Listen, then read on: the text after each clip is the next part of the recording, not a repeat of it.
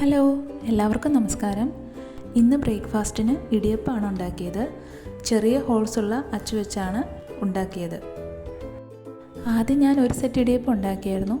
ഇതിപ്പോൾ അടുത്ത സെറ്റാണ് വെച്ചേക്കുന്നത്. നന്നായിട്ട് വെന്തതിന് ശേഷം ഞാനതൊരു കാസറോളിലേക്ക് മാറ്റി ചൂടാറാതെ അടച്ചു വെച്ചു.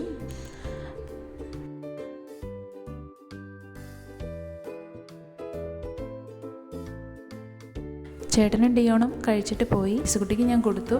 ഇനിയിപ്പോൾ ഞാൻ കഴിക്കാൻ പോവുകയാണ്.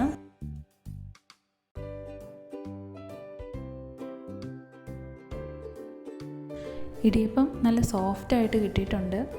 പഞ്ഞി പോലുള്ള ഇടിയപ്പം എന്നൊക്കെ വേണമെങ്കിൽ പറയാം. ഇന്ന് ഇടിയപ്പത്തിൻ്റെ കൂടെ കറിയായിട്ട് എടുത്തിരിക്കുന്നത് തേങ്ങാപ്പാൽ ഒഴിച്ച മുട്ടക്കറിയാണ്.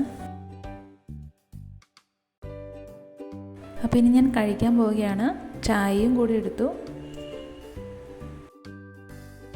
അപ്പോൾ ഇതാണ് ഇന്നത്തെ എൻ്റെ ബ്രേക്ക്ഫാസ്റ്റ്.